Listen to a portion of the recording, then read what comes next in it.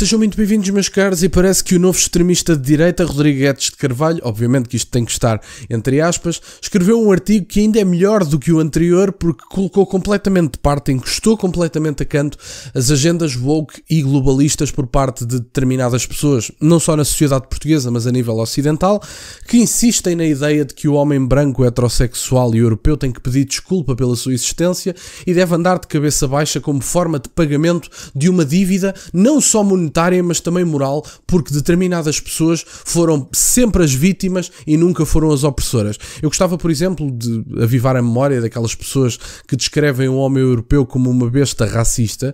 Eu gostava de perceber exatamente, nomeadamente também naquela lógica do colonizador, gostava de perceber quem é que os povos europeus encontraram em África a vender escravos quando os quiseram comprar. Isso é que não deixa de ser curioso. Mas enfim, há tantos outros casos que encostam esta narrativa a canto de forma completa que sinceramente acho que nem vale a pena entrar por aí. Vamos ouvir esta parte gratuita do artigo do Rodrigo Guedes de Carvalho, que é a única coisa que posso mostrar. Primeiro porque não sou assinante do Expresso nem nunca vou ser, e em segundo lugar porque se eu mostrasse um artigo pago completo daria problemas de direitos de autor, sendo que o estaria a mostrar gratuitamente. E portanto, vamos ver, meus caros, este artigo e falar um bocadinho sobre o assunto. Ora, temos: nasci português, sou homem branco heterossexual. Reparem, só 4 coisas para se dizer de entrada e nenhuma escolhi.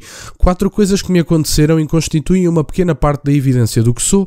4 pedrinhas de estrutura me dizem constantemente existe e então. Não as exibo, não as escondo, nenhuma me traz um orgulho adicional, nenhuma me diminui.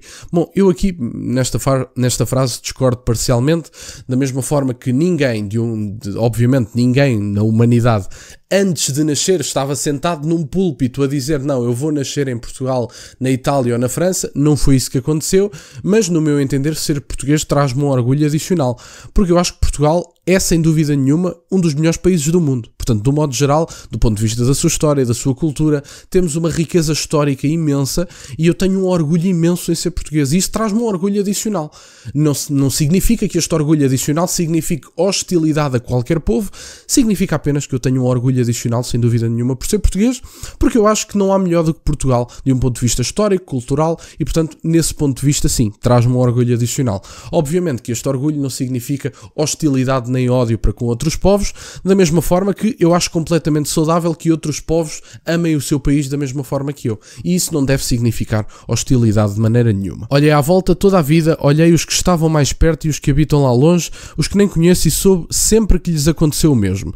Nasceram num sítio com uma cor e com uma genitália e uma sexualidade. Andamos todos por cá e seria uma maravilha em que já não acredito, uma utopia daquelas gordas e infantis que nos dessemos todos bem, ou que pelo menos não agredíssemos os diferentes. O que não sinto lamento, por mais que me busque, é qualquer culpa por factos simples que me aconteceram e não decidi. Português, homem branco, isto é óbvio, está à vista de todos, acrescento hetero por informação suplementar, obviamente não essencial, mais uma que me sucedeu. Vivo ainda a tempo de verificar o que temia só de livros distópicos, que cada novo exército erguido em nome da libertação muito bem intencionada, tantas vezes com a palavra amor pelo meio, semeia gritos de morte. Apontam, avisam, concluem. Se isto é um homem branco, então é o diabo e carrega nele todos os pecados do mundo. Portanto, meus caros, esta é apenas uma pequena parte do artigo, mas eu acho que é significativa e reveladora daquilo que Rodrigo Guedes de Carvalho pensa das agendas progressistas, que aliás são aquelas que incentivam a ideia de que o homem branco deve pedir desculpa pela sua existência, de que os europeus são a fonte de todos os males no mundo, e aliás aquela lógica que muitos progressistas, à esquerda principalmente, apontam da ideia de que são colonizadores e são racistas estruturalmente falando. Eu pergunto se os europeus, por terem tido impérios coloniais, se são racistas de um modo estrutural, quem é que andava a vender os escravos quando os europeus iam à África comprá-los? E eu pergunto, fica para a análise de cada um. A escravatura obviamente é um fenómeno trágico, mas eu também não procuro analisar acontecimentos passados com aquilo que é a noção daquilo que se deve fazer ou não em sociedade no dia de hoje. E, portanto, eu acho que isso é errado, já foi provado historicamente que é errado. Mas de um modo geral, há pessoas que insistem nesta narrativa de que os povos europeus são colonizadores, são racistas estruturalmente estruturalmente precisamente por causa dos resquícios dos impérios coloniais. Bom, então em África também temos imensos racistas estruturalmente, porque estas pessoas, quando os europeus chegaram à África, principalmente no norte da África, já vendiam escravos de um modo geral, e vendiam escravos entre si, não deixa de ser curioso. Portanto, homens negros que vendiam os seus compatriotas a europeus e não só. Portanto, de um ponto de vista de gravidade, eu acho, obviamente é sempre trágico, é sempre horrível, a escravatura nunca é aceitável, mas eu acho que é horrível, e ainda mais horrível, que uma pessoa venda o seu compatriota a um estrangeiro enquanto escravo, do que um estrangeiro que compra outro estrangeiro. Eu sinceramente, eu acho que tem contornos morais muito mais graves. Mas pronto, isto já é um entendimento moral, já é uma questão de raciocínio, mas no meu entender eu acho que é uma traição enorme ao país nós vendermos compatriotas a estrangeiros. Sinceramente, acho que é uma coisa inacreditável. Mas, obviamente, sem dúvida nenhuma, a escravatura é um fenómeno condenável, o racismo, no meu entender, também é um fenómeno condenável, trágico, que não deve acontecer. Agora, acusarmos os europeus de serem a fonte de todos os males do planeta e quase que querermos obrigar os europeus a andarem de cabeça baixa e andarem sempre de cabeça baixa e a pedirem desculpa a toda a gente pela sua existência, não deve e não vai acontecer. Os europeus não têm que pedir desculpa pela sua existência, porque eu não conheço nenhum país que não tenha tido pecados.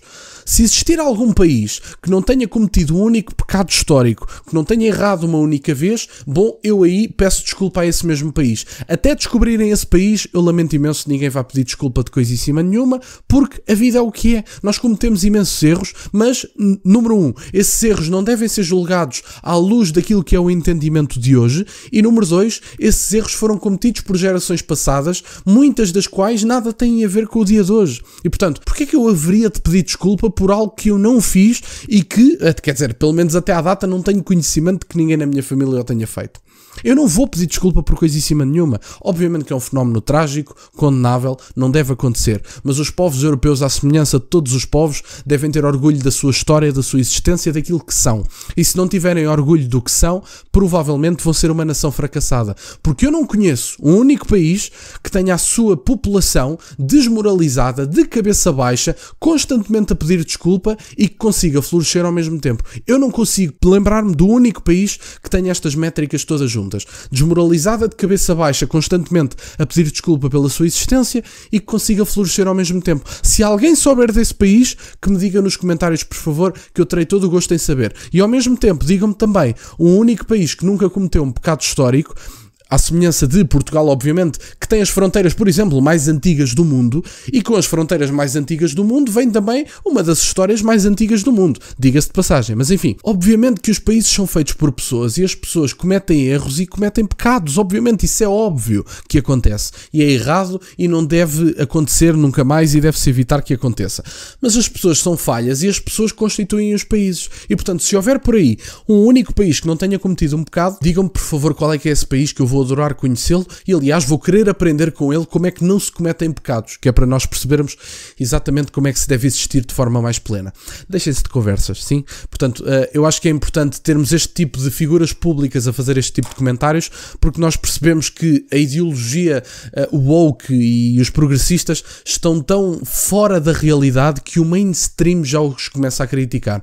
E se o mainstream começa a criticar estas pessoas, provavelmente estas pessoas estão mesmo fora dela e estão mesmo fora da realidade. Mas isso aconteceu nos Estados Unidos da América, provavelmente acontece hoje na Alemanha e vão ter as reações políticas dos povos às vossas alucinações coletivas. Já foi nos Estados Unidos da América e creio que na Alemanha vai acontecer também no dia de hoje. Obrigado, meus caros, por estarem desse lado. Peço-vos só que deixem o gosto neste vídeo e que subscrevam o canal. Tem as minhas redes sociais e o MBWay na descrição, por acaso de quererem fazer alguma doação. E nunca se esqueçam, meus caros, questionem tudo. Até à próxima.